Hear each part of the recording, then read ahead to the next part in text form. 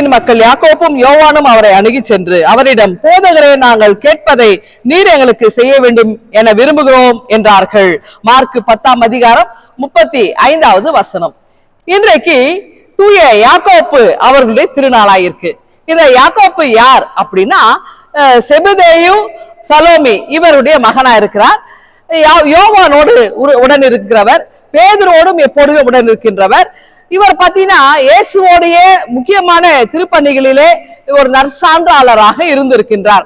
அதாவது ஒரு முறை இயேசு கிறிஸ்து எருசலேமுக்கு போகும்பொழுது சமாரியா வழியாய் போகிறார். அப்பொழுது யாக்கோப்புக்கும் யோவானுக்கும் இடிமுழக்கத்தின் மக்கள் அப்படின்ற ஒரு பெயரை வைக்கிறாரு.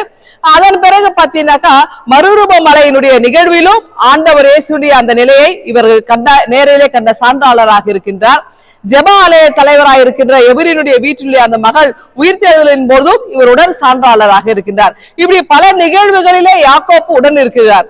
இயேசு கிறிஸ்துடைய மரணத்துக்கு பிறகு, உயிர்த்தெழுதலுக்கு பிறகு, உலகமெங்கும் சென்று எனக்கு நற்சாட்சியாளர்களாக இருங்கள், சுவிசேஷ அறிவியுங்கள் என்ற ஆண்டவருடைய கட்டளை ஏற்றி இவர் என்ன செய்கிறார்? ஸ்பெயின் நாட்டிற்கு செல்கிறார். அங்கே சென்று கெரனடா என்று சொல்லக்கூடிய இடத்திலே இவர் அருளரை ஆற்றும் பொழுது அங்கே இவரை கைது செய்கிறார்கள். அதாவது கிபி 40 நடக்கின்ற ஒரு செய்தி இது. அதன் பிறகு அங்கே எப்ரோ என்று சொல்லக்கூடிய ஒரு ஆற்றங்கரை, அந்த ஆற்றங்கரையிலே அவர் மீண்டுமாய் அங்கே செய்தி கொடுத்து கொண்டிருக்கிறார். அது மத்திய தரைக்கடலிலே கலக்கின்ற ஒரு அழகான ஒரு நதி. அங்கே திடீரென்று அன்னை மரியாள் அவருக்கு காட்சி கொடுக்கின்றார். அதாவது, நீ மீண்டும் எருசலேமுக்கு செல், அங்கே ஒரு ஆலயத்தை கட்டு என்று சொல்லி. அப்போது அந்த இடத்திலே அவர் லேடி பில்லர் என்று சொல்லி ஒரு ஆலயம் இன்றைக்கும் அங்கே இருக்கிறதை நாம் காண முடிகிறது. அவர் மீண்டும் எருசலேமுக்கு வருகிறார். இங்கே வரும்போது இங்கே அக்ரிப்பா என்று சொல்லுகிற அரசரால் இவர் மீண்டும் கைது செய்யப்பட்டு இங்க எருசலேமிலே தலை வெட்டப்பட்டு இவர் இரத்த சாட்சியாக இவர் மரிக்கின்றார்.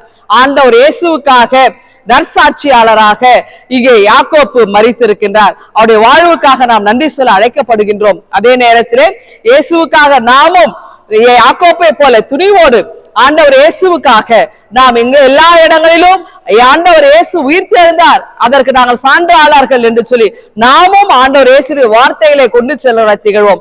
இந்த சிந்தனையோடு இந்த நாளை துவங்குங்கள். ஆண்டவர் உங்களை ஆசீர்வதிப்பாராக. ஆமேன்.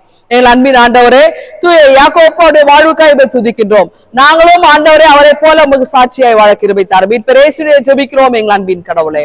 ஆம்.